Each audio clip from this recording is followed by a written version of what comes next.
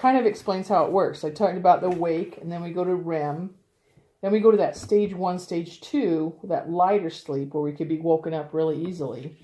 Then that 3 or 4, that D, and those are the stages that aren't really long. I know in studying it, it talked about the reason it don't sleep that long that you can't be woken up is because if a saber-toothed tiger came and got you, you'd have to wake up fast. So it can't be a long time. So those are shorter periods. But the first part of the night, those are the most important.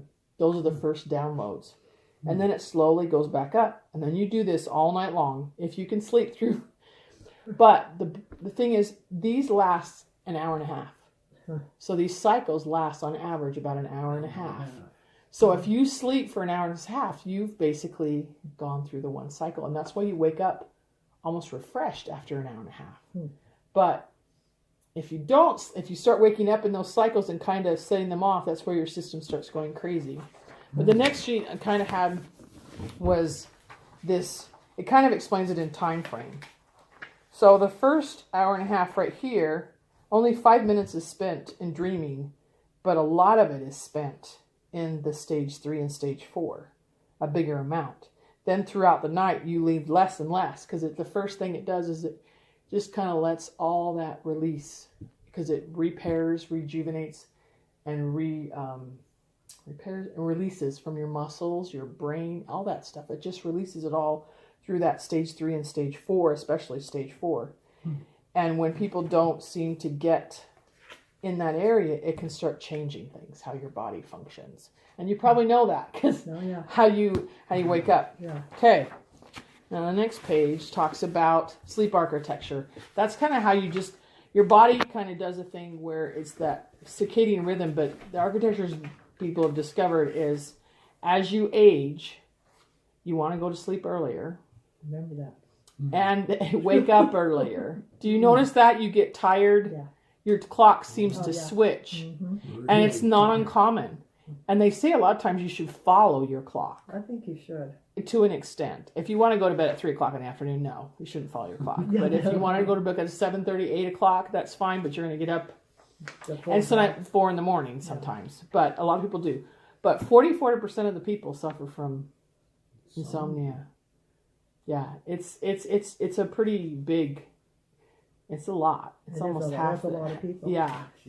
That so means in every household, so I'm going to talk.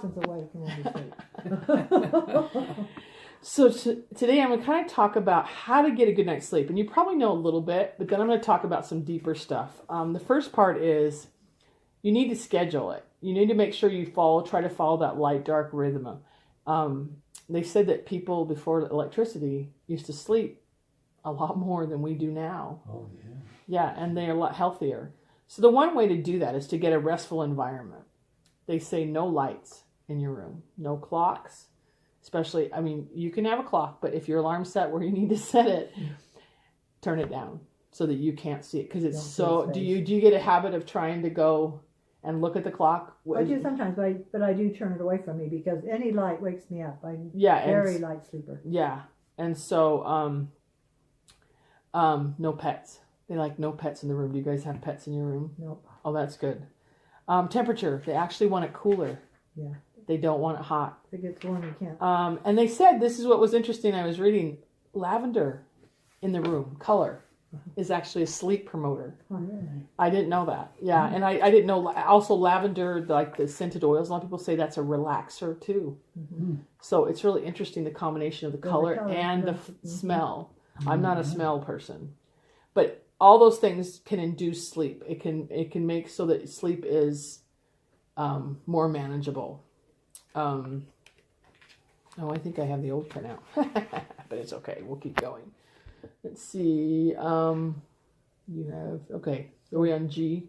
Oh, slow breathing and deep breathing. That is key. Slow breathing and deep breathing as you lay in bed and you relax.